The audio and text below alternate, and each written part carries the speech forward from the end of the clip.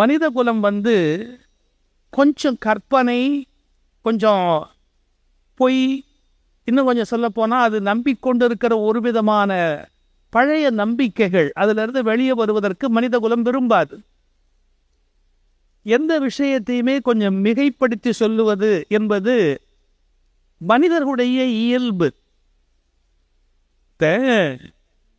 வீட்டில் ஒரு சின்னதாக கொஞ்சம் பூரானுக்கு கொஞ்சம் பெருசு, அது மாதிரி ஒரு பாம்பு போச்சு, அதை அடித்தான்.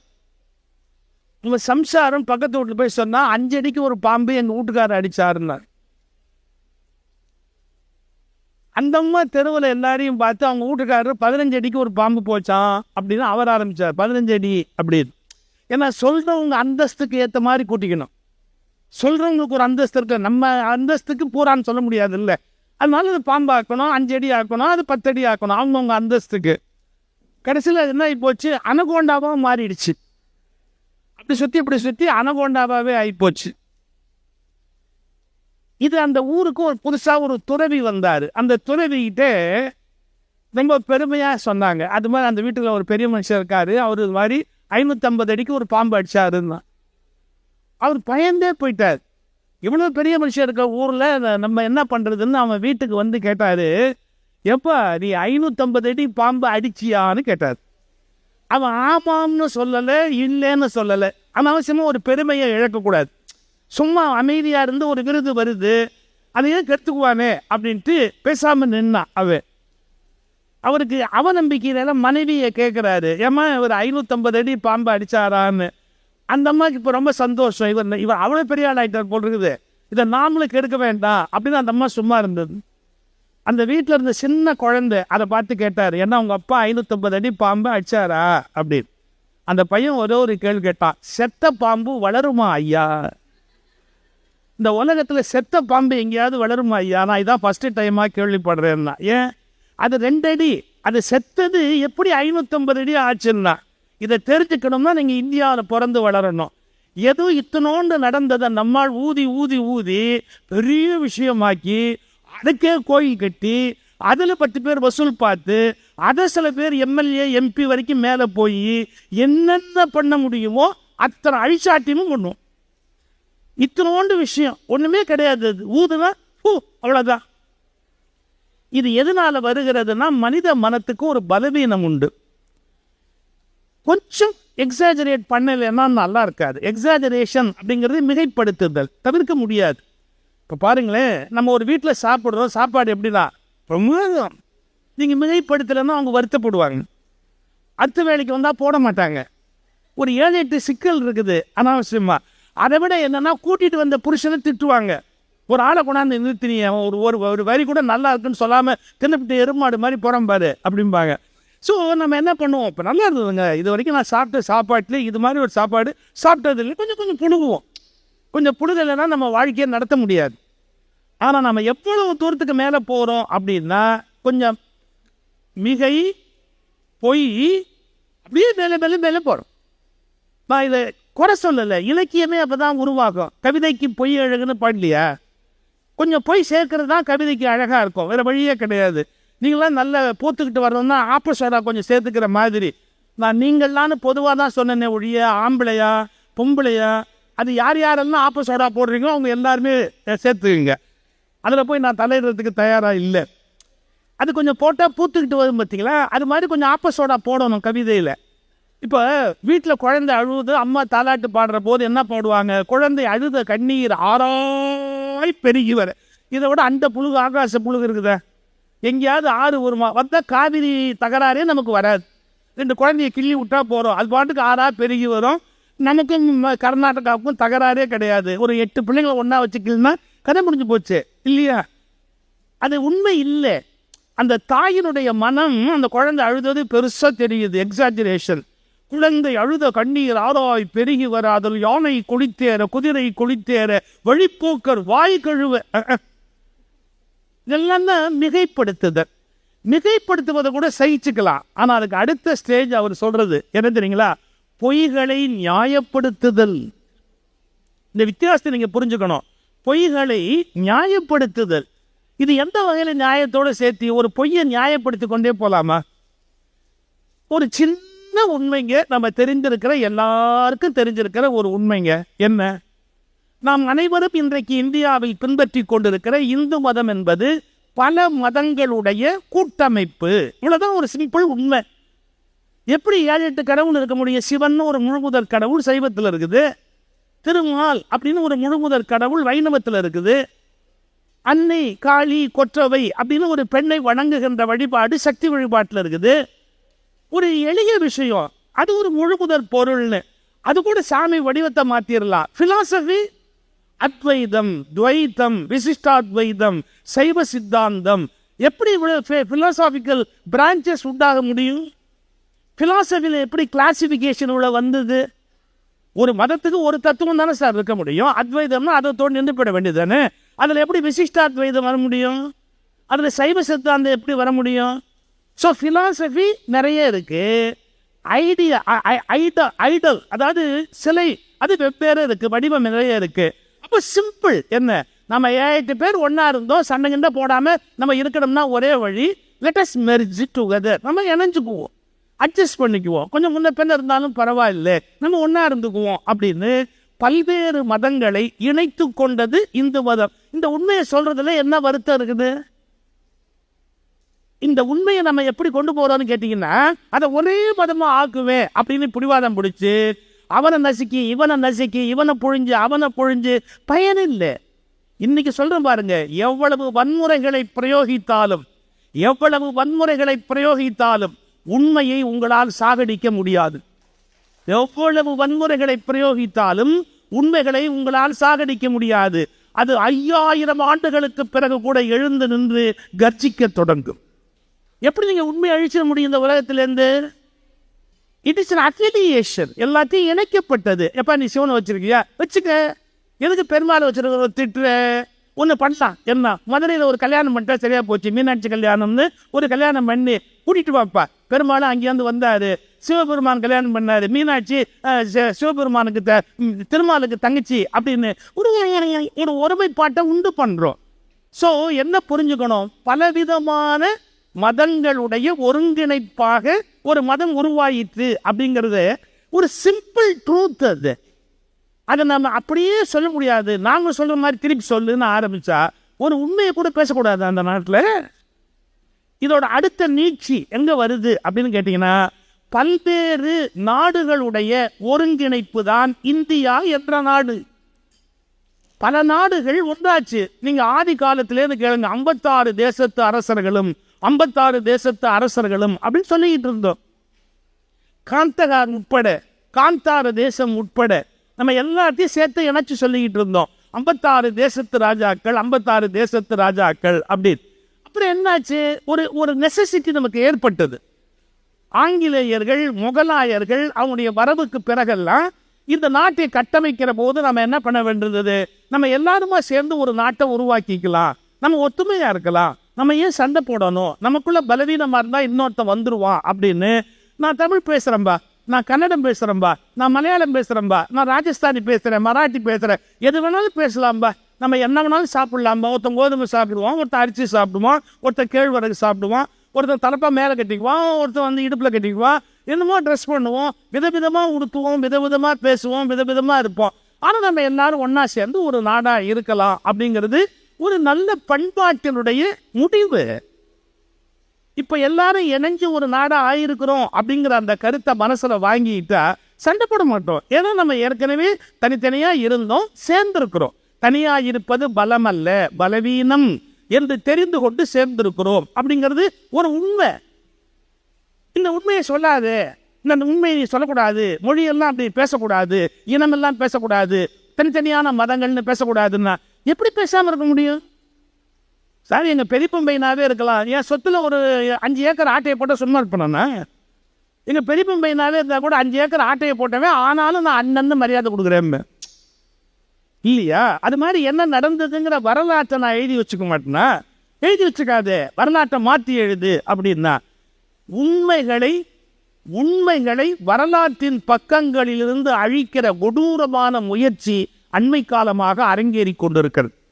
இந்த உண்மைகளை வரலாற்றின் பக்கங்களிலிருந்து அழிப்பது நாம் உண்மைக்கு செய்கிற துரோகம், உண்மைக்கு செய்கிற துரோகத்தை காலம் மன்னிக்கவே மன்னிக்காது. ஏன்னா இயல்பா உண்மையை ஒத்துக்கிட்டோம் அப்படின்னா பிரச்சனையே வராது. இதுதானே சின்ன விஷயம். சரி, இப்போ நான் எனக்கு தலைப்பு கொஞ்சமோ பிரிவினைகள். இது பாரதியாருடைய வரி. ஒரு அப்பனையும் மகனையும் கேள்வி பண்ணுறான். அப்போ 5 தலை பாம்பும்பா, அவன் 6 தலை பாம்பும்பா. நான் சொன்ன பாம்பு கதையை பாரதியை ஆரம்பிச்சுட்டான். இப்படி சொல்லி இவங்களுக்குள்ள பிரிவினைகள் எல்லாம் சகிக்க முடியலடா அப்படின்னு பாரதி பாடுறான். கொஞ்சமோ பிரிவினைகள், இந்த மனிதர்களுக்குள்ள பிரிவினைகள் கொஞ்சம் நஞ்சமா அப்படின்னு பாட்டில் கேட்குறான். வசனத்தில் என்ன எழுதுறான்? ஒரு இடத்துல பாரதி இந்த 4 வர்ணம்னு பிரிச்சிருக்காங்க பாருங்க. அவர் அதை சொன்னார், மேல் வர்ணம் 1 2 3 4ன்னு. அதை ஒரு யானையை ஒரு யானைப்பாகன் பேசுகிறதா பாரதி வச்சுட்டு, இவனுக்கு கொஞ்சமாவது அறிவு இருக்கா, யானையில் சூத்திர யானைன்னு ஒன்று இருக்குன்னு பேசுகிறானேன்னு பாரதி கோவப்படுறார். யானையில் சூத்திர யானை, யானையில் சத்திரிய யானைன்னு பேசுகிறான், இவனுக்கு அறிவு இருக்கா அப்படின்னு பாரதி வசனத்தில் ஒரு இடத்துல கேள்வி கேட்குறார். அப்போ இந்த மனிதர்கள் எதனாலேயோ பிரித்து பிரித்து பிரித்து பிரித்து பார்த்து சமூகம் பலவீனம் அடைகிறது, சமூகம் நாறுகிறது, சமூகம் பகைகளால் வெட்டி சாய்கிறது, சமூகம் நாகரிகமற்ற சமுதாயமாக பிறதால் காரி துப்பப்படுகிறது. சார், இன்னும் ஒரு நாட்டில், இவ்வளவு வளர்ந்த நாட்டில் ஒரு கோயிலுக்குள்ள ஒருத்தர் சாமி கும்பிட்றதுக்கு போக முடியாதுன்னு ஒருத்தர் அடாவடித்தனமாக சாதிச்சான்னா வெளியில இருக்கிற மற்றவன் இந்தியாவை பார்த்து காரி துப்ப மாட்டேன்னா என்னடா நாடு வச்சிருக்கிறீங்க நீங்க? ஒருத்தர் கோயிலுக்கு போய் சாமி கும்பிட்றனா கூட உள்ள விட மாட்டேங்கிறீங்களே, என்னடா நியாயம் இது? கேட்க மாட்டானா? அதனால நம்ம என்ன பண்றோம்?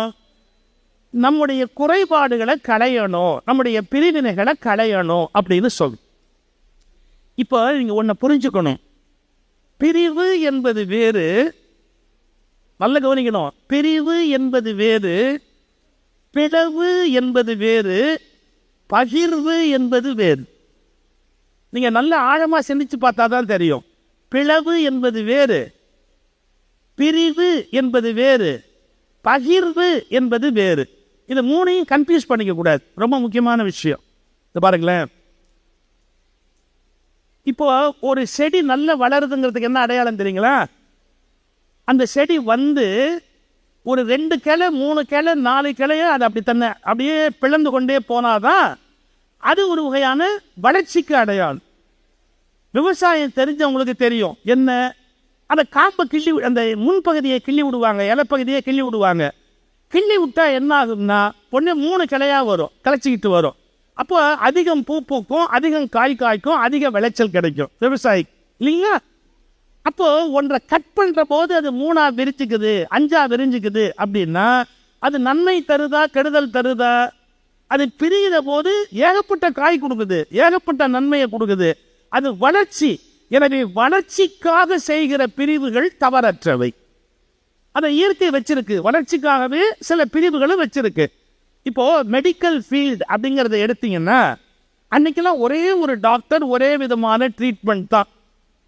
ஆனால் இன்னைக்கு ரொம்ப அக்கிரமம் ஜாஸ்தியாக போச்சு, அது வேற சமாச்சாரம். இப்போ நீங்கள் போய் சொன்னீங்கன்னா டாக்டர் கை வலிக்குதுன்னா அறிவு இல்லாமல் பேசுறியப்பா, இடது கையா வலது கையான்னு விவரமாக சொல்ல மாட்டேன். ஏன்? நான் இடது கை ஸ்பெஷலிஸ்ட்டு, ஒரு வலது கை ஸ்பெஷலிஸ்ட். டாக்டர் நான் வலது கை, நான் இடது கை ஸ்பெஷலிஸ்ட்டுக்கு லெட்டர் தரேன், நீ அவரை போய்ப்பார். ஆனால் நான் லெட்டர் கொடுக்கறதுக்கு 1000 ரூபாய் கொடுத்துட்டு போய், வெறும் லெட்டர் கொடுக்கறதுக்கு 1000 ரூபாய் கொடுத்துட்டு போய் கொண்டு போய் இடது கை ஸ்பெஷலிஸ்ட் நீங்கள் போனீங்கன்னா அவர் கேட்பார், இப்படி பொறுப்பு இல்லாமல் பேசுனா நான் என்ன பண்ண முடியாது? கையில் 5 விரல் இருக்குது இல்லை, 5 விரலில் எந்த விரலில் வலிக்குதுன்னு சொன்னாதானே நான் ட்ரீட் பண்ண முடியும். ஏன்னா நான் ஒரு விரலுக்கு தான் நான் பார்ப்பனே ஒழிய மற்ற 4 விரலுக்கு நான் பார்க்கறது இல்லை. இப்போ ஸ்பெஷலைசேஷன்ங்கிறது அப்படி போயிடுச்சு மெடிக்கல் ஃபீல்டில், அது பாட்டுக்கு கிளச்சிக்கிட்டே போகுது. நான் இதை நியாயப்படுத்துகிறேன்னு தயவுசெய்து நினைக்காதீங்க. ஆனால் அப்போ ஒரு ஆஸ்பத்திரி, ஒரு டாக்டர்னா ஒரு MBBS அதோட நின்று போயிடும். இப்போ கண்ணுக்கு நுட்பமாக பார்க்க வேண்டியிருக்கு. கண்ணில் உங்களுக்கு லென்ஸ் உள்ளே வைக்கிறதுனா அது ஒரு டைப் ஆஃப் ஆப்ரேஷன். உள்ளுக்குள்ள நரம்புகளில் கை வைக்கிறதா இருந்தால் அது ஒரு டைப் ஆஃப் ஆப்ரேஷன். மூளைக்கு உள்ளேயே ஒரு குழாயை உள்ளே விட்டு அதில் போய் அடைப்பு ஏதாவது இருந்தால் எடுத்துப்பாரு அப்படின்னு அதுக்கு ஒரு ஆப்ரேஷன். ஹார்ட்டில் ஒரு குழாயை உள்ளே விட்டு பிளம்பிங் வேலையை காஸ்ட்லியாக பார்க்கறது. பிளம்பர் வேலையவே காஸ்ட்லியாக, பிளம்பர் 10 ரூபா 100 ரூபாயில் போவார், இவர் 5 லட்சம் 10 லட்சம் ரூபா வாங்குவார். அதான் ஒரே ஒரு வித்தியாசம். அப்படி அந்த அந்த அந்த அந்த பிளம்பிங் உள்ள பார்த்தா அதுக்கு ஒரு ஸ்டென்ட் வச்சா அது ஒரு டைப் ஆஃப் ஸ்பெஷலிஸ்ட்டு. இந்த வளர்ச்சி சரிங்கிறீங்களா தப்புன்றீங்களா? மெடிக்கல் ஃபீல்டோட growth அது இன்எவிட்டபிள், தவிர்க்க முடியாதது. அது ஒரு வகை வளர்ச்சி. சரி, நான் சின்ன பையனாக இருந்தபோது இருந்திருப்பேன்ல, எப்படியா சின்ன பையனாக எல்லாமே இருந்திருப்போம் லைஃப்பில். இருந்தப்ப எங்கள் ஊரில் ஒரு டாக்டர் இருக்கார். அவர் நார்த் இந்தியன். 12 பைசா தான் வாங்குவார். அப்போது நாங்கள் ஸ்கூல் படிக்கிற காலத்தில் நாங்கள் அவர்கிட்ட அடிக்கடி போய் பார்ப்போம். எதுக்குன்னு கேட்டிங்கன்னா, எத்தனை நாள் லீவு வேணும் அப்படின்னு கேட்பார். பசங்க போனாலே அவர் என்ன நோயின்னா கேட்க மாட்டார். உனக்கு எத்தனை நாள் லீவு வேணும் அப்படிம்பார். நாங்கள் உடனே 3 நாள் அப்படிம்போம். 1 வாரம் தர்றேன் அப்படின்னு, உடம்பு சரியில்லை 1 வாரம் இவனுக்கு லீவு வேணும்னு எழுதி கொடுப்பார். எவ்வளோ நல்ல டாக்டர் பாருங்க அவர். அதனால் நாங்கள் அவர்கிட்ட தான் போவோம். அவர்கிட்ட நாங்கள் போய் உட்காந்துருக்கும் போது ஒரு தடவை ஒரையோன்னு அடித்து அழுதுகிட்டு ஒரு அம்மா ஓடியாருந்தது. இங்கே தப்பு ஓடியாது. தினமும் நடந்து போச்சுன்னு அவர் ரூம்லேருந்து வெளியே ஓடியாரார். என்னம்மா ஏன் கத்துறீங்க? அவர் வெளியே ஓடியாரார் இங்கேருந்து. ஐயா மாறி போச்சியா, ஐயா மாறி போச்சு. என்ன மாறி போச்சு? இந்த அம்மா பேர் பழனியம்மாள். பொன்னியம்மாள்ங்கிற ப்ரிஸ்கிரிப்ஷனுக்கு மருந்து கொடுத்துட்டாங்க. இவர் கம்பவுண்டர்கிட்ட கொண்டு போய் கொடுத்த உடனே இந்த பழனியம்மாளுக்கு பதிலாக பொன்னியம்மாள் ப்ரிஸ்கிரிப்ஷனையும் மருந்தையும் அந்த அம்மாட்ட கொடுத்துட்டார் அவர். அது மாறி போயிட்டு அந்த அம்மா சாப்பிட்டுருச்சு. அது என்னமோ ஆகிடுவோமோன்னு பயந்துக்கிட்டு ஓடியார். மாறி போச்சுங்கோ, மருந்து சீட்டு மாறி போச்சுங்கோ. அவர் சொன்னார் பாருங்க ஒரு வார்த்தை, கவலைப்படாதீங்க, நான் இப்போ மாற்றி கொடுக்குறேன் அப்படின்னு பேப்பரை வாங்கினார். இவரை பொன்னியம்மாள் அடிச்சுட்டு பழனியம்மாள்னு எழுதி கையில் கொடுத்துட்டு போலாந்தீங்கோ. அவருக்கு பொன்னியம்மாளுக்கு ஒரே மருந்து தான், பழனியம்மாளுக்கு ஒரே மருந்து தான். இந்த கம்பவுண்டர் இவ்வளோ பெரிய ஜாடியில் சேப்பு கரலில் ஒன்று கலக்கி வச்சுருப்பா ஒரு பக்கத்தில். அப்புறம் ஏதோ ஒரு மாத்திரையை பிடிச்சி நியூஸ் பேப்பரில் மடித்து 3 பொட்டலும் வச்சுருப்பா. இது 2 தவிர ஒரு மருந்தே கொடுக்க மாட்டார். 12 பைசாவுக்கு வேறு எவ்வளோ கொடுக்க முடியும் அவரால்? ஆனால் அவர் ஒரு காலத்தில் மருத்துவம்னு சொன்னார். இன்றைக்கி நம்ம அப்படி ஒரு மருத்துவத்தை போவோமா? கொஞ்சம் யோசிச்சு பாருங்க. செஸ்ட்டுனா அது ஒருத்தர் இருக்காரு, லங்ஸுக்கு ஒருத்தர் இருக்கிறாரு. அப்போது இதை நீங்கள் இந்த பிரிவுகள் வளர்ச்சின்னு சொல்வீங்களா? அதைத்தான் நான் வேறு மாதிரி சொல்கிறேன். அந்த பிரிவுகள் பிளவுகளும் அல்ல, அவை பகிர்வுகள், பகிர்ந்து கொள்ளுதல். நான் இதை கவனிக்கிறேன், நீ அதை கவனி, நீ இதை கவனி. பகிர்வுகள் அற்ற ஒரு சமூக அமைப்பு உருவாகாது. இந்த விழா வெற்றியாக நடக்கணும்னா மாவட்ட ஆட்சித்தலைவர் என்னென்ன பண்ணியிருப்பாரு யோசிச்சு பாருங்க. ஒவ்வொருத்தட்டும் ஒரு பொறுப்பு கொடுத்துருப்பாரு. இந்த ஸ்டேஜ் இப்படி இருக்கணும், மைக்கு இப்படி இருக்கணும், வரவேற்பு நன்றி சொல்லணும்னா நல்ல தமிழ் தெரிஞ்ச நல்ல ஒரு நபர்கிட்ட ஒப்படைக்கணும். இதை நீங்கள் பாருங்கள். வெளியிலேருந்து வர்றவங்களுக்கு யார் வரவேற்கிறது, யார் வழி அனுப்புறது, பத்திரிகைக்காரங்களை யார் கவனிக்கணும், உட்காரவங்க எப்படி உட்காரணும், புத்தக கம்பெனிக்காரங்க யார் வருவாங்க, கரண்ட் பிரேக் ஆனால் என்ன பண்ணுறது, தூய்மையாக வச்சுக்கிறதுக்கு என்ன பண்ணுறது, ஒவ்வொருத்தருக்கும் ஒரு அலோகேட் பண்ணியிருப்பார். பிரித்து வேலைகளை கொடுத்துருப்பார். இதை நீங்கள் தவறுன்னு சொல்லுவீங்களா? 100க்கு 100 வெற்றிகரமாக ஒரு காரியத்தை நடத்தணும்னா பிரித்து கொடுக்கறது, ஒரு வேலையை பகிர்ந்து கொடுக்கறது அப்படிங்கிறத தவிர்க்க முடியுமா? அதை நீங்கள் பிரிவினைகள்னு சொல்ல முடியுமா? என் கூட பேசுகிற சாந்தாமணின்னு ஒரு அம்மா பேசும்போது தான் சொல்லுவாங்க, மருமக கல்யாணம் ஆகி வந்தோடனே இந்த அம்மா ரொம்ப மெஜஸ்டிக்காக சொன்னாங்களாம். பாருமா, ஒரு வீடுங்கிறது ஒரு நாடு மாதிரி, இது ஜன்னல் கம்பிகளுக்குள் நடக்கிற ஒரு அரசாங்கம். இதில் என்னென்ன இலாக்கா யார் யாருக்குன்னு பிரிச்சுக்கணும். உங்கள் மாமனார் இருக்கிறாருல்ல, ஆமாம், அவர் தான் நிதியமைச்சர். நான் தான் காவல்துறை. யார் மாமியார்? நான் தான் காவல்துறை. அப்புறம் என் பொண்ணு இருக்கிறான்ல, ஆமாம், அவள் எப்படின்னு கேட்டிங்கன்னா மற்ற நிர்வாகங்கள், பிடபிள்யூடி மாதிரி பொதுப்பணித்துறை, மற்ற விஷயம்லாம் அவள் கவனிச்சுக்குவா. இந்த மருமக மெதுவாக கேட்டா, அத்தை என்னவா வச்சுருக்கிறீங்க அப்படின்னு கேட்டா. ஒன்றும் இல்லைம்மா, வீடு பெருக்கி தொடச்சி துணியெல்லாம், சுகாதாரத்துறை இதெல்லாம் உனக்கு ஒப்படைச்சிருக்கிறோம், இதெல்லாம் நீ மறக்காமல் செய் அப்படின்னு இதான் உனக்கு பகிர்ந்து கொடுத்துருக்க. அவள் சொன்னா, எதுக்குத்தே இவ்வளோ பெரிய பிரச்சனையாலாம் வேண்டாம், மாமா பெரிய ஆள், நீங்கள் பெரிய ஆள், பேசாமல் நான் ஒன்று எதிர்கட்சி தலைவராக இருந்துக்கிறேன், அதுதான் என் சௌரியமாக இருக்கும்னு நான் நினைக்கிறேன், எனக்கு இதெல்லாம் கொடுக்காதீங்க அப்படின்னு. சார், யாரோ ஒரு வீட்டில் ஒரு ஃபங்க்ஷன் நடந்தால் கூட வேலைகளை பகிர்ந்து கொடுக்கணுமா இல்லையா? அதிகாரத்தை பகிர்ந்து கொடுக்கணுமா இல்லையா? டெசிஷன் மேக்கிங் சார் இப்பவும் உண்டு. 20 லட்சம் ரூபாய் வரையில் டிசி கையெழுத்து போடலாம். 50 லட்சம் ரூபாய் வரையில் ஒரு விஷயத்தை முடிவெடுக்க வேண்டியிருந்தா யார் கையெழுத்து போடலாம்? ஜாயிண்ட் கமிஷனர் கையெழுத்து போடலாம். 1 கோடி ரூபாய்க்கு மேலே ஒரு திட்டத்தில் கையெழுத்து போட வேண்டியிருந்தா அடிஷனல் கமிஷனர் கையெழுத்து போடலாம். அதுவே 5 கோடி ரூபாய்க்கு உரியதாக இருந்ததுன்னா கமிஷனர் கையெழுத்து போடணும். அதுவே 15 கோடி ரூபாய்க்கு இருந்ததுன்னா அந்த சீஃப் செக்ரட்டரி, அந்த செக்ரட்டரி லெவலில் இருக்கிறவங்க கையெழுத்து போடணும். இதெல்லாம் தவிர்க்க முடியுமா? இன் administration classification is essential. Without classification you cannot run and administration. So அதை நீங்கள் தவிர்க்க முடியாது. பிரிவுகள், அந்த பிரிவுகள் பகிர்வுகள். நீ இதை வச்சுக்கோ, நீ இதை வச்சுக்கோ, நீ இதை வச்சுக்கோ, நீ இது வரைக்கும் இதை ஒழுங்காக நடத்து அப்படின்னு சுகாதாரத்துறைக்கு ஒரு அமைச்சர் இருக்காரு, கல்வித்துறைக்கு ஒரு அமைச்சர் இருக்கிறாரு. இதெல்லாம் இப்படிலாம் பிரித்து வச்சிருக்கிறீங்களா? பிரிச்சாதான் நிர்வாகத்தை நல்லா பண்ண முடியும். ஸோ பிரிவினை என்ற வார்த்தையை தப்பாக எடுத்துக்கூடாது. நான் மாறி பேசுகிறேன், உன்னை விட்டு மாறி பேசுகிறேன்னா நான் எதிரின்னு பொருள் இல்லை. இந்த நாட்டின் நிர்வாகம் நன்றாய் நடப்பதற்காக உனக்கு அதிகாரம் என்ன, எனக்கு அதிகாரம் என்ன என்று பகிர்ந்து கொள்வதை பற்றி தான் பேசுகிறேனே ஒழிய பிரித்து கொள்வதை பற்றி நான் பேசுவதில்லை. பகிர்ந்து கொள்வதை மட்டும்தான் நான் பேசுகிறேன். இந்த கிளாரிட்டி பல பேருக்கு தெரியல. இப்படி பேசுறாங்க, இவங்கெல்லாம் தேச விரோதிப்பா, அது எப்படிப்பா இவங்க பாட்டுக்கு இப்படிலாம் பேசலாம்? பகிர்ந்தாதான் நாடு உருப்பிடும் சார். இங்கேருந்து பக்கத்து நாடு பாகிஸ்தான். பாகிஸ்தானில் லேட்டஸ்டாக ஒரு கான்ஸ்டியூஷனல் அமெண்ட்மெண்ட் வந்தது தெரியுமா உங்களுக்கு? பாகிஸ்தானில் அந்த பாகிஸ்தானில் ஜனாதிபதினு ஒருத்தர் இருக்கார் தெரியுமா? இருக்கார், இன்னும் உயிரோடு இருக்கிறார். பாகிஸ்தானில் ஒரு ஜனாதிபதி இருக்கிறார், ஒரு பிரதம மந்திரி இருக்கிறார். எங்க பாகிஸ்தானில் ஒரு பிரதம மந்திரி இருக்கிறார். இருக்கிறாரா? இருக்கிறார். அங்கே உச்ச நீதிமன்ற நீதிபதி இருக்கிறாரா? இருக்கிறார். உச்ச நீதிமன்றம் இருக்குது, நீதிபதி இருக்கிறார். இவங்க 3 பேரை விட யாரா பவர்ஃபுல்னு கேட்டா அவங்க ராணுவ தளபதி முனீர். கான்ஸ்டியூஷனல் அமெண்ட்மெண்ட் கொண்டாந்துருக்கிறாங்க. என்ன கொண்டாந்துருக்கிறாங்க? அந்த நாட்டு ஜனாதிபதியை விட, அந்த நாட்டு பிரதம மந்திரியை விட, அந்த நாட்டு நீதிமன்றங்களை விட அதிக அதிகாரம் உடையவர் முனீர். அதுவும் எவ்வளவு காலம்? அவர் உயிரோடு இருக்கிற வரை, ஆட்சி காலம் வரை அப்படின்னு கொடுத்துட்டாங்க அவருக்கு. இது ஒரு சரியான பகிர்வா இருக்க முடியுமா? ஒரு தனி மனிதனுக்கு சகல அதிகாரங்களையும் ஒப்படைக்கக்கூடிய ஒரு ஆட்சி முறை என்பது சரியான ஒரு அதிகாரமாக இருக்க முடியுமா? நம்முடைய முன்னோர்கள் எவ்வளவு பெரிய அறிவாளிகள் தெரியுமா? இந்த நாட்டினுடைய அரசமைப்பு சட்டத்தை சரியாக கவனித்தால் இந்த நாட்டில் ஒரு காலத்திலும் இராணுவ ஆட்சி வரவே முடியாது. நீங்க இந்த மாதிரி ஒரு அரசமைப்பு சட்டம் நுட்பமா கவனிச்சீங்கன்னா இந்த நாட்டில் காரணம் யாரிடத்திலும் அதிகாரம் குவிவதை நம்முடைய அரசமைப்பு சட்டத்தை உருவாக்கியவர்கள் விரும்பவில்லை. அந்த அதிகார பகிர்வு எப்படி வச்சிருக்கிறாங்க நீங்க பார்க்கணும். பக்கத்து நாடு பாகிஸ்தான் அதிகார பகிர்வை எப்படி வச்சிருக்கு, பக்கத்து நாடு பங்களாதேஷ் அதிகார பகிர்வை எப்படி வச்சிருக்கு, குட்டியோண்டு நாடு இலங்கை அது எப்படி வச்சிருக்கு. எதனால நாசமா போச்சு இந்த நாடுகள் எல்லாம்? எதனால நாசமா போச்சு? ஆனா இத்தனைக்கும் மத்தியில இந்தியா ஏன் இன்னும் வாசமா இருக்கு? நாசமா இல்ல, வாசமா இருக்குன்னு கேட்டா அரசமைப்பு சட்டத்தில் இருக்கிற அதிகார பகிர்வு முறை. இந்த நாட்டில் யாரு பெரியவன்? நம்ம ஒரு கேள்வி கேட்பாங்க, ஜனாதிபதி பெரியவரப்பா? பெரியவங்க தான், மரியாதைக்குரியவங்க தான், யாரும் இல்லைன்னு சொல்லல. உச்ச நீதிமன்றம் பெருசாப்பா? ஆமாப்பா பெரியவங்க தான்ப்பா, யாரும் இல்லைன்னு சொல்லல. அப்ப பிரதம மந்திரி கவர்மெண்ட் பெருசா? ஆமா பெருசுதான்ப்பா. யாரை விட யார் பெரியவங்க? வாய்மூடு.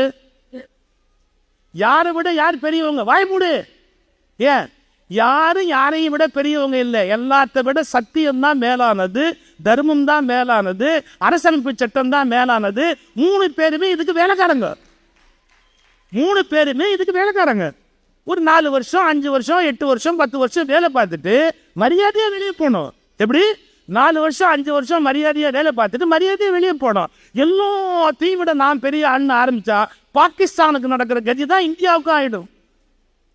நான் ஏன் கவலைப்படுறேன், ஏன் பதறேன் அப்படின்னா, அண்டை நாடு அழிவதை பார்த்த பிறகும் இந்த நாட்டு மக்களுக்கு அறிவு வரவனா? அதிகார பகிர்வு என்பதில் இந்த நாட்டு அரசியல் சட்டம் எப்படி வச்சிருக்கு பாருங்க.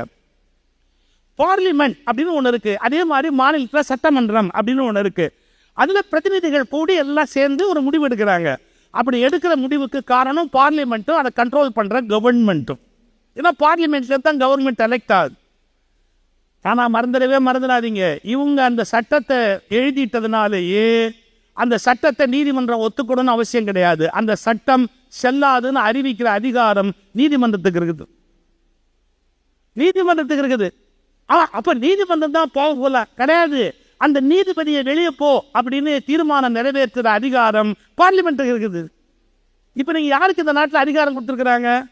நீதிபதி தப்பு பண்ணா பார்லிமெண்ட் விரட்டலாம், பார்லிமெண்ட் தப்பு பண்ணா நீதிபதி ஸ்டாப் பண்ணலாம். இதுதான் முறையான அதிகார பகிர்வு. அப்ப நம்ம புரிச்சுக்கணுமா இல்லையா? யாரும் யாரையும் அடக்கக்கூடாது.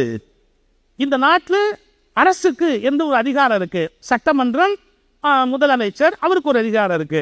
பாராளுமன்றம், பிரதமர், அவருக்கு ஒரு அதிகாரம் இருக்கு. அதே மாதிரி நீதிமன்றம், நீதியரசர்கள், அவர்களுக்கு ஒரு அதிகாரம் இருக்கு. அதே மாதிரி இதற்கெல்லாம் தாண்டி இதை நிர்வாகம் செய்யக்கூடிய அரசு, அந்த அரசுக்கு ஒரு பெரிய அதிகாரம் இருக்கு. ஆனா எந்த இடத்துலயும் அதிகாரம் மோதல் வராதபடி ஒன்னு அடக்கிற மாதிரி. எப்படி தெரியுங்களா? பார்லிமெண்ட்டுக்கு பதில் சொல்ல வேண்டிய பொறுப்பு யாருக்கு உண்டு? பிரைம் மினிஸ்டருக்கு உண்டு. சட்டமன்றத்துக்கு பதில் சொல்ல வேண்டிய பொறுப்பு யாருக்கு உண்டு? முதலமைச்சருக்கு உண்டு.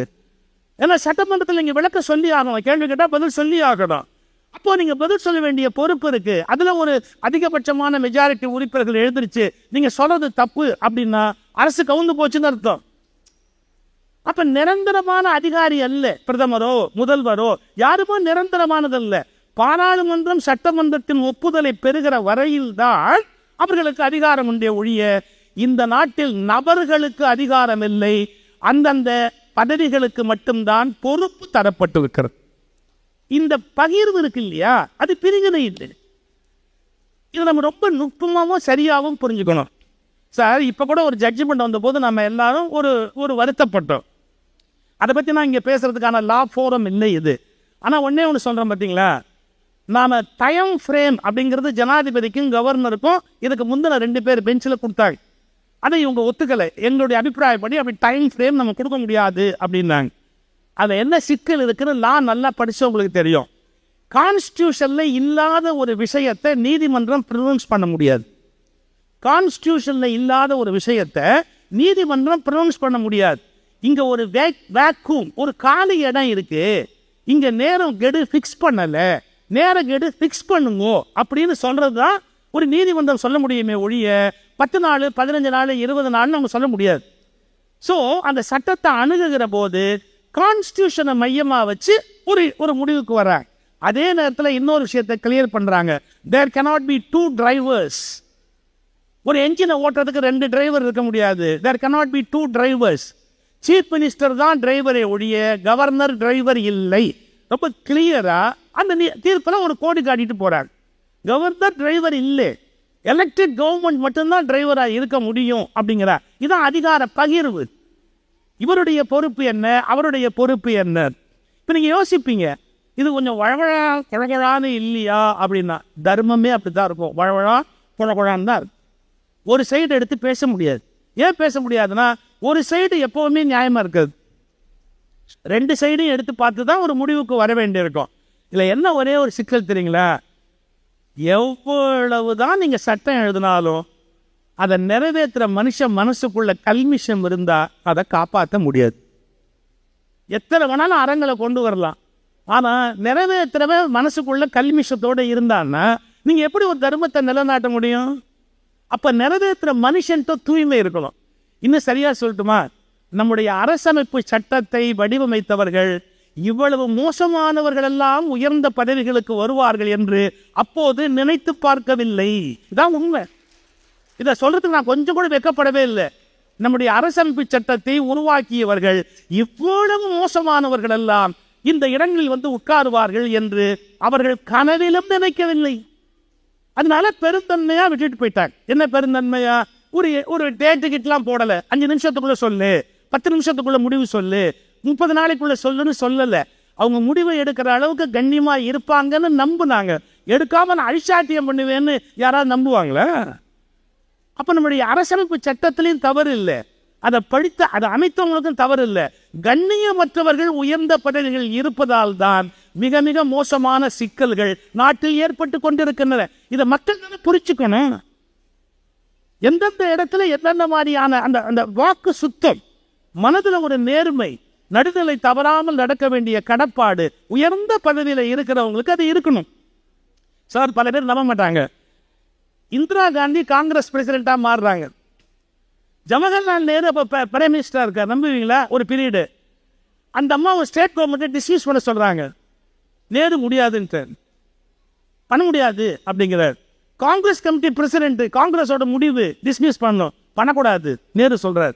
ஏன்னா ஒரு மாநில அரசுக்குன்னு சில மரியாதை இருக்கு, அவங்க கொள்கைகளை வகுப்பாங்க, நமக்கு பிடிக்கலங்கிறதுக்காக நாம அதை டிஸ்மிஸ் பண்ணக்கூடாது அப்படின்னு. கொஞ்சம் யோசிச்சு பாருங்க, நேருவோட அணுகுமுறையில் எவ்வளோ ஒரு கிளாரிட்டி இருந்தது. எல்லாரும் இன்னைக்கு நேருவை குறை சொல்றான், வாய்க்கிழியே குறை சொல்லிக்கிட்டே இருக்கிறா.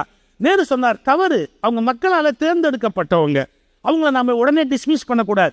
டிஸ்மிஸ் பண்ணலான்னு கான்ஸ்டியூஷன்ல ப்ரொவிஷன் இருக்கலாம், நம்ம அதை யூஸ் பண்ணக்கூடாது அப்படின்னு. இந்த இடம் தான் தகுதியான மனிதர்கள் மேலே உட்கார்ந்து இருக்கிற போது அவங்க என்ன பண்றாங்க, எவ்வளவு பலம் இந்த சட்டத்தில் கொடுக்கப்பட்டாலும் பயன்படுத்த மாட்டாங்க. சே அதை பயன்படுத்தக்கூடாது, இது கொஞ்சம் வாய்ப்பு கொடுப்போம் அப்படின்னு வாய்ப்பு கொடுக்குறாங்க. இந்த நுட்பத்தை நம்ம புரிஞ்சுக்காம எல்லாமே அரசமைப்பு சட்டத்தில் எழுதியிருக்கணும்னா ஓரளவு தெளிவாக எழுதுனர். இது ஒரு பக்கம் இருந்தா கூட என்னுடைய தனிப்பட்ட கருத்துல எந்த மாற்றமும் இல்லை. என்னுடைய தனிப்பட்ட கருத்து, இந்தியாவுக்கு கவர்னர் என்ற பதவியும் ஜனாதிபதி என்ற பதவியும் தேவையற்ற செலவின். இந்திய அமைப்புக்கு கவர்னர் என்ற பதவியும் ஜனாதிபதி என்ற பதவியும் பல ஆயிரம் கோடி மக்கள் வரி பணத்தை வீணாக்குகிற ஒரு முறையற்ற செயல். அந்த என்னுடைய அபிப்பிராயத்தை நான் மாற்றிக்க தயாராகவே இல்லை. நபர்களுக்காக நான் இதை சொல்லலை, நான் அந்த கான்செப்டை வச்சு சொல்றேன். பிரிட்டிஷ்காரர்கள் ஆண்ட போது நமக்கு கவர்னர்கள் இருந்ததில் நியாயம் இருந்தது. நம்மை வேவு பார்ப்பதற்காக அவர்கள் கவர்னர்களை வைத்தார்கள். ஆனால் ஜனநாயக நாட்டில் நம்மை வேவு பார்ப்பதற்கு இன்னொருவன் வேண்டியது இல்லை. நாம் சுதந்திர மனிதர்கள். இன்னும் கவர்னர் என்ற பதவி நீடிப்பது என்பதே நம்முடைய அவமானத்தின் அடையாளம். ஒரே வார்த்தை, அந்த பதவி நீடிப்பதே அவமானத்தின் அடையாளம். நான் தனி மனிதர்களை விமர்சிக்கவில்லை, அந்த பதவியே பெரும் சுமை, தேவையற்ற ஒன்று. நம்முடைய ஜனாதிபதி பொறுத்தா ஒரு பிளேன் எவ்வளவு பாதுகாப்பு தெரியுங்களா? 200 கோடி 300 கோடி சபரிமலைக்கு சாமி கும்பிட்டாங்கன்னு வச்சுங்க, எத்தனை கோடி செலவு பண்ண தெரியுமா? நீங்களும் நானும் அப்படி செலவு பண்ண முடியுமா? 100 கோடி ரூபாய் செலவு இல்லாம ஜனாதிபதி சாமி கும்பிட முடியாது தெரியுமா உங்களுக்கு? அப்படி சாமி கும்பிட வேண்டியிருக்கா? நான் கேட்கறேன், 100 கோடி ரூபாய் செலவு பண்ணி ஒரு ஒத்த ஆள் போய் சாமி கும்பிட வேண்டியிருக்கா? யாரு வரி பணம், யாருடைய பணம், யாரும் கேட்கறது இல்லை. அதே நேரத்தில் நான் சொல்றேன், தேர்ந்தெடுக்கப்பட்ட பிரதமருக்கு நான் அதை சொல்லலை. பிரதமர் பாதுகாக்கப்பட வேண்டியவர், மக்களால் தேர்ந்தெடுக்கப்படுகிறவர். அவருக்கு ராணுவம் பாதுகாப்பு கொடுப்பதில் இருக்கிற நியாயம் ஜனாதிபதிக்கு செலவு செய்வதில் இல்லை என்பதை தயவு செய்து புரிந்து கொள்ள வேண்டும். நம்ம எல்லாத்துக்கும் ஒரே அர்த்தம் பண்ணிக்க கூடாது. இது ஒரு கோணம். நான் சொல்றது பிரிவு என்பது வேறு, பகிர்வு என்பது வேறு.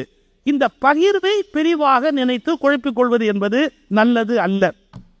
அப்புறம் மனித இயல்பு என்பது என்னன்னா, எதை எடுத்தாலும் அதில் இருக்கிற பிளவு பிரிவை பெருசுபட்டியே பேசுறது. எனக்கு அவனுக்கு ஒத்து போவாது. ஏன் ஒத்து போவாது? அதெல்லாம் தெரியாது. எனக்கு அவனுக்கும் ஒத்து போவாது. நீங்கள் யூடியூப்பில் பார்த்தீங்களா, ஐயா சொன்னார், நல்லா சொன்னார், நீங்கள் ரீல்ஸில் எதை வேணால் நகர்த்தலாம், மேடையில் எங்களை நகர்த்த முடியாது அப்படின்னு. நான் ரொம்ப ரசித்தேன் அந்த இடத்த. உண்மைதான். அதாவது ஒரு கோணத்தில் நீங்கள் சிந்திச்சு பார்க்க வேண்டிய ஒரு பகுதி. ஏதோ ஆரம்பிச்சோம், வேற எங்கேயோ போயிட்டேன். ஒரு சின்ன சின்ன விஷயங்களை பெருசாக பேசுறது பாருங்களேன். திருநெல்வேலியில் ஒரு சமூகம் இருக்கு. நான் ஜாதி பேரெல்லாம் சொல்ல விரும்புறதில்லை, ஆனால் நீங்கள் புரிஞ்சுக்கணும். அதே சமூகம் தஞ்சாவூர்லேயும் இருக்கு. இவங்க தஞ்சாவூர் அப்படின்னு சொல்லி அதை சொல்லுவாங்க, அதை திருநெல்வேலி அப்படின்னு சொல்லுவாங்க. இது ரெண்டும் கல்யாணம் பண்ணாங்கன்னா கல்யாண மண்டபம் தகராறாயிடும். என்ன தகராறு தெரியுங்களா? நிஜமாக நல்ல நான் கண்ணால் பார்த்தது. திருநெல்வேலி அது ஒரு சமூகம் இருக்குது, வேளாளர், அதுக்கு வேற ஒரு பேர் இருக்குது. தஞ்சாவூர் பக்கத்தில் இருக்கிற வேளாளர். கல்யாண மண்டபம் நடந்தால் கல்யாண மண்டபத்தில் பெரிய தகராறு நடக்கும். மாப்பிள்ளை எப்போ வந்தாலும் 2 ஸ்வீட் வைக்கணும் ஒரு பகுதியில், ஒரு இதில் 1 தான் வைப்பாங்க. இது முதல் தகராறுக்கு காரணம். 1 2 கல்யாணம் பண்ணாமல் 1 கல்யாணம் பண்ணதே பெரிய விஷயம் இல்லையா? அதை விட்டு ஸ்வீட்டு 2 வைக்கலன்னு யாராவது தகராறு பண்ணுவாங்களா? சரி, இதுவாது பரவாயில்ல. ஒரு கல்யாணம் பண்ணுறது சார், ஒரு கேள்வி பண்ண கலாட்டா நான் உட்காந்துருக்கிறேன், ஒரு கல்யாணத்தையும் நிறுத்திச்சு. என்ன, எங்களெல்லாம் 6 சுற்று முறுக்கு வைப்பாங்க, இவங்க 3 சுற்று முறுக்கு வச்சிருக்காங்க, நம்ம எப்படி இந்த வீட்டை கல்யாணம் பண்ணுறதுன்னு. எந்த முறுக்கையும் அந்த பாட்டியால் திங்கவே முடியாது. அது 3 சுத்தாக இருந்தாலும் சரி, 6 சுத்தாக இருந்தாலும் சரி, பல்லே இல்லை, அதனால திங்க முடியாது. திங்க முடியாத முறுக்குக்கு அதை கல்யாணம் பண்ணணும். நாங்கள்லாம் 6 சுற்று முறுக்கு வைப்போம், 3 சுற்று முறுக்கு இருக்கு. எப்படி? நான் சொன்னேன், 2 தின்னேன், 2 ஒன்றா தின்னு தொலைய, யார் வேண்டான்னா? இதுக்கு போய் கல்யாணத்தை நிறுத்தணும்னு கலாட்டா பண்ணுறிய. எங்கள் பழக்கமே வேற, அவங்க பழக்கமே வேற. என்ன பெரியார் தான் கேட்டார், கலப்பு திருமணம்னா? என்னடா கலப்பு திருமணம்? நாய்க்கும் மனுஷனுக்குமா கலப்பு கல்யாணம் பண்ணி வைக்கிறா? மனுஷி தானே அதை. அதில் என்னடா பெருசாக பேசிக்கிட்டு கலப்பு திருமணம்னு அதை போட்டுக்கிட்டு திருமணம்னு போடுறாருந்தார். இயல்பு தானே, சின்ன விஷயம். Sir VK. ராமசாமின்னு ஒரு நடிகர் இருந்தார், தெரியும் உங்களுக்கு? நல்ல ஹியூமரஸாக பேசுவார் வி.கே. ராமசாமி. இந்த ஊருக்காரரா? ஓ, ரொம்ப சந்தோஷம், ரொம்ப சந்தோஷம். கந்தையா மகன். ஓ அப்படியா? நல்ல நடிகர். அவருடைய காமெடி உங்களுக்கு எல்லாருக்குமே ரொம்ப. அவரும் நம்ம குமுதத்துலலாம் கதை எழுதுவார். சாண்டில்யன் தெரியுங்களா உங்களுக்கு? கடல் புறா, பெரிய பெரிய நாவலாக எழுதுவார் சாண்டில்யன். சாண்டில்யனும் அவரும் பெஸ்ட் ஃப்ரெண்ட்ஸு. நீங்கள் அது ரொம்ப ஆச்சரியம். வி.கே. ராமசாமி சினிமா துறை, இவர் எழுத்தாளர். வடப்படம் பேசிக்குவாங்க ரெண்டு பேரும். ஒரு நாள் என்னாச்சு, சாண்டில்யன் புறப்பட்டு வி.கே. ராமசாமி வீட்டுக்கு போகிறார். ஒரு கல்யாண வீட்டுக்கு நிச்சயதார்த்தத்துக்கு போகிறேன், வரியா அப்படின்னு. சாண்டில்யன் சொன்னார், உன் வீட்டில் சாப்பிட்லாம்னு வந்தேன், நீ எங்கே கூப்பிட்டு போனாலும் அங்கே சாப்பிட வேண்டியது தான், போகலாம். அவங்க ரொம்ப பெஸ்ட்டு ஃப்ரெண்ட்ஸ். அவங்க நேராக அந்த கல்யாணத்துக்கு போனாங்க. கல்யாணம் நிச்சயதார்த்தம் டைம் சொல்லியிருக்காங்க. 7 ஆச்சு, 7:30 ஆச்சு, 8 ஆச்சு, நிச்சயமே நடக்கலை. சாண்டில்யன் கேட்டார், என்னது ஒன்றுமே நிச்சயதார்த்தம் நடந்த மாதிரி தெரியல, அது தெரியல, சாப்பிட போகலாமான்னு. நிச்சயமே நடக்கலை, அதுக்குள்ளே சாப்பாட்டுக்கு போகலாம் கிடையாது. நடக்காது, நிச்சயம் நடக்காதுன்னு தெரிஞ்சு போச்சு, வா சாப்பிடலாம் அப்படின்னார். ஏன் நின்று போச்சு? இல்லை, தாம்பூலம் மாற்றுறதை பற்றி பேசும்போது தான் நாங்கள் வேறு ஜாதி அவங்க வேறு ஜாதின்னு தெரிஞ்சு போச்சுன்னார். வேறு ஜாதி எல்லாம் ஏற்பாடு பண்ணிக்கிட்டீங்க, பேசிக்கிட்டீங்க. அப்புறம் இல்லை நான் சமூகம் பேர்லாம் சொல்கிற வழக்கம் எனக்கு இல்லைங்க, எனக்கு ஜாதியில் நம்பிக்கை இல்லைங்க, நான் ஜாதி பார்த்து வாழ்ந்தவனும் இல்லைங்க, என்னுடைய சிந்தனை வேறு. உங்களுக்கு புரிய வைக்கிறதுக்காக நான் இப்போ சொல்ல வேண்டியிருக்கு, இல்லைன்னா நான் சொல்லியிருக்க கூட மாட்டேன்.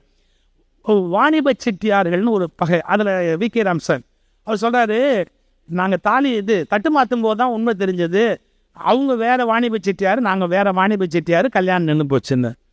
ரெண்டு பேரும் வாணிப செட்டியார், அப்புறம் எப்படி வேறு? இல்லை ஒத்த மாட்டு வாணிபம்னு ஒன்று இருக்குது, ரெட்டை மாட்டு வாணிபம்னு ஒன்று இருக்குது. ஒத்த மாட்டு வாணிபமும் ரெட்டை மாட்டு வாணிபமும் நாங்கள் சம்பந்தம் பண்ண மாட்டோம். சாண்டியன் சொன்னார் பாருங்க, ஒன்று அவனை ஒரு மாட்டை வித்துற சொல்லு, இல்லை இவனை ஒரு மாட்டை வாங்கிற சொல்லு. என்ன பாருங்க, இப்போ நீங்கள் யாருமே மாடு வச்சு வாணிபம் பண்ணல, எல்லாரும் லாரி வச்சு பெருசு பெருசாக வியாபாரம் பண்ணிக்கிட்டு இருக்கிறீங்க. லாரி வச்சு வியாபாரம் பண்ணுற போது என்ன ஒத்த மாட்டு வாணிபம் ரெட்டை மாட்டு வாணிபம்னு பேசிக்கிட்டு என்னப்பா பேச்சு, கூப்பிடு அப்படின்னு 2 வீட்டையும் பேசி அந்த கல்யாணத்தை சாண்டில்யன் நடத்தி வச்சார். இந்த செய்தி எனக்கு எப்படி தான் சாண்டில்யன் ஒரு விழாவில் சொன்னார். இந்த எப்படி நடந்ததுன்னு ஒரு முறை ஒரு பேசும்போது ரொம்ப ரொம்ப சார் சாண்டில்யன் ரொம்ப ஹியூமரஸாக பேசுவார். வி.கே. ராமசாமி எவ்வளோ ஹியூமரோ அவ்வளோ ஹியூமரஸாக பேசுவார் சாண்டில்யன். எதுக்கு சொல்ல வர, இது ஒரு சின்ன விஷயம். சமூகத்தில் கொஞ்சம் முன்ன பெண்ணாக இருக்கும், தஞ்சாவூர் பிள்ளைமாரு, திருநெல்வேலி பிள்ளைமாரு, இதெல்லாம் ஒரு பெரிய விஷயமா. சார் தருமபுரம் மடத்துக்கும் திருவாவூர் மடத்துக்கும் என்ன வித்தியாசம்னு ஒரு முறை ஒரு இது, ஒருத்தர் முடி வளர்ப்பாங்க ஜடாமுடி, இன்னொருத்தர் சிகை வழிச்சுக்குவாங்க. ஆனால் திருவள்ளுவர் ரெண்டையுமே வானானார், மழித்தலும் நீட்டலும் வேண்டாம் தெளிவாக எழுதினார். மழிக்கிறது ஒரு மரபு துறவில், நீட்டுறது ஒரு மரபு, இது 2 வித்தியாசம். அப்புறம் என்ன வித்தியாசம் சொல்லிகிட்டே வந்தாங்க. ஒரு வித்தியாசம் சொன்னால் சார் நான் அசந்து போயிட்டேன். இவங்க வேஷ்டியை இடது பக்கம் வச்சு கட்டுவாங்க, அவங்க வேஷ்டியை வலது பக்கம் வச்சு கட்டுவாங்க. யாராக இருந்தாலும் வேஷ்டி கட்டினா சர்தான். என்ன ஆச்சரியமாக இருக்குது, வேஷ்டி இடது பக்கம் வச்சு கட்டினா நடக்கிறதுக்கு எது வசதியோ அப்படி வச்சு கட்ட வேண்டியது தானே. ஒவ்வொருத்தருக்கு கால் அமைப்பு ஒவ்வொரு மாதிரி வரும், அவ்வளவுதான். அதுலேருந்து வேஷ்டியை மாற்றி கட்டுறது சின்ன விஷயம். அது இந்த குருமார்களை பின்பற்றுறவங்க தன்னுடைய இதை பெருமைப்படுத்துறதுக்கு கூட 4 விஷயத்தை பெருசாக எக்ஸாஜரேட் பண்ணி பேசுவாங்க. இதெல்லாம் அட்டர் ஃபூலிஷ்னஸ். உண்மையான இறைநிலை என்பதை உணர்ந்தவர்கள் இது போன்ற பிளவுகளை பெரிதுபடுத்தி பேசிக்கொண்டிருக்க மாட்டார்கள். கொஞ்சம் யோசிச்சு பார்க்கணுமா இல்லையா? இதனால ஒரு பெரிய கொடுமை. நான் குன்றக்குடி அடிகளாரோடு கூட பயணித்தவர். கோயம்புத்தூரில் ஒரு மாநாடு கோயம்புத்தூர்ல இல்லை, இந்த தமிழ்நாடு தெய்வீக பேரவை தொடங்குறாங்க. அந்த மாநாட்டில் சார் கோயம்புத்தூர்லேருந்து வந்திருந்த 2 சாமியாரோட மதுரையிலேருந்து வந்திருந்த சாமியாரும் திருவாவூர்லேருந்து வந்திருந்த சாமியாரும் ஒன்றா சாப்பிட மாட்டோம் நாங்கள் சார், ஒன்றா சாப்பிட மாட்டோம் அப்படின்னா. ஏன் அப்படின்னு, அவங்கெல்லாம் பஞ்சத்துக்கு சாமியாரானவங்க, நாங்கள் பரம்பரையாக சாமியாரானவங்க. பரம்பரை இருந்தாலே சாமியார் இல்லைடா, நாங்கள்லாம் பரம்பரையான சாமியார், அது பஞ்சத்துக்கு சாமியார் இருந்தார்.